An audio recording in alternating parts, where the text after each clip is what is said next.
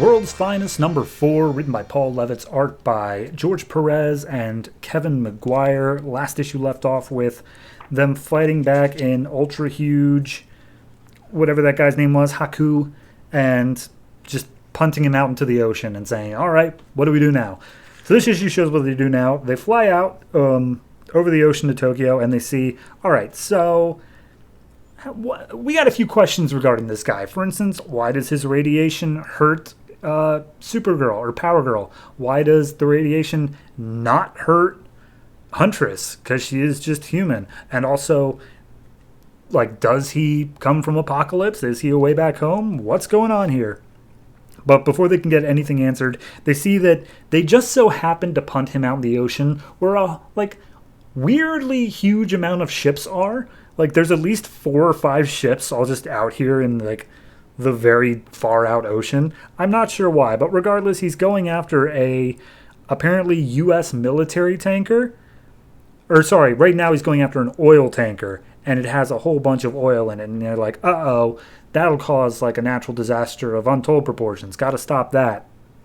So, Power Girl drops off Huntress on a small little tugboat that has Japanese workers, and it's just like, hey guys, we're the rescue now. We're going to go around, we're going to pick up as many survivors as we can. Let's go. And apparently there is a Geiger counter on this ship for whatever reason, and as Huntress gets close to it, she's giving off a few radiation things, and she's like, well, as long as I'm okay now. I feel okay at the moment, so hopefully I don't have to deal with that. But anyway, we see that Karen's trying to deal with the oil spill that's already started, and she lifts up the oil tanker out of the water. But much as you try to, balance a huge thing on a tiny little surface area, it doesn't really work that way. So the oil tanker just splits where she is and dumps all of the oil into the ocean at once. And she's like, all right, well, I guess I can just burn it off myself. So she uses her heat vision and burns off all the oil. Then we get one of those flashback sequences again. This one's about 4 years ago in Rome. And the entire time, Karen's just being horny. Just like, oh boy, look at these hot Roman guys. And Helena's like, okay, that's enough, Karen. Anyway, we're here to talk. We need some money. And she apparently has been trying to figure out where to get some money from. And Karen is, of course, going to do the whole, what was it, Star Industries, whatever it was. So at this point, they start getting hit on by a few guys. And the guys are like, oh, ladies, I'll show you how to have a good time. And bring them over to just this massive pile of cocaine. I cannot begin to overstate how much there is here. And so Karen just blows it all away. And the guy gets pissed and tries to backhand her, to which her hand gets broken. Then she picks up a car, and as everyone's like, oh God, she's way too powerful for us. Hey, stop messing with us, you crazy strong lady, or we're going to beat up your friend here. And then Helena's like, oh, okay, I see how this is going. So at that point, Karen crushes the car, and Helena just immediately takes out all of the guys. And then we cut to Helena realizing, I do need to stop stealing money from this world's Batman. And I can't remember if we ever got confirmation on this before, but this is direct confirmation that her mother from her world is Catwoman. So there's that. Regardless, she's like, well, I could always steal for it, but I don't know. That doesn't seem right either. But either way, I shouldn't be...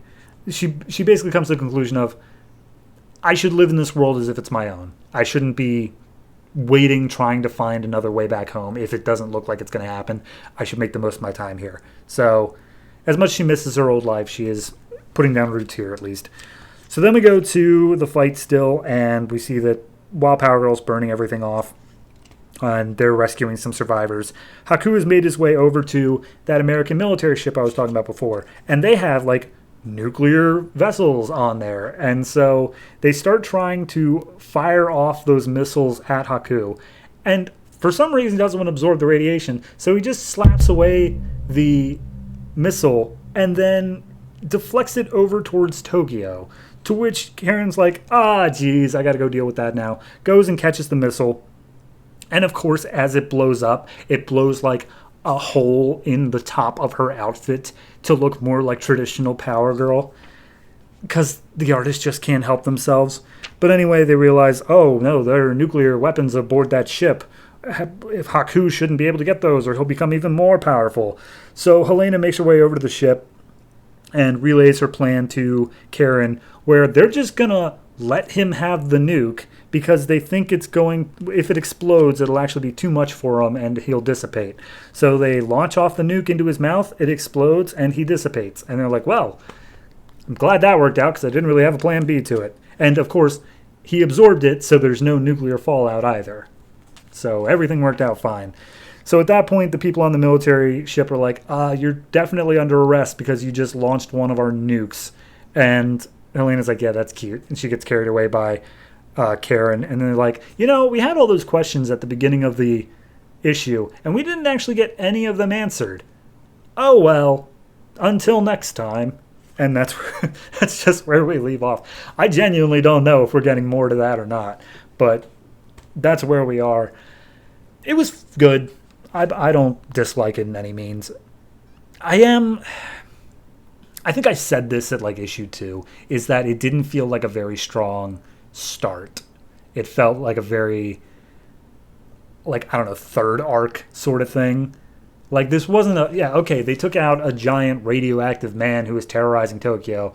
In concept, that sounds like a big start. But when you really get down to it, like, this guy was just going around eating, like, he wasn't even that evil. He was just a force of nature. And at that, he seemed extremely easy to take care of just by them giving him more nuclear waste.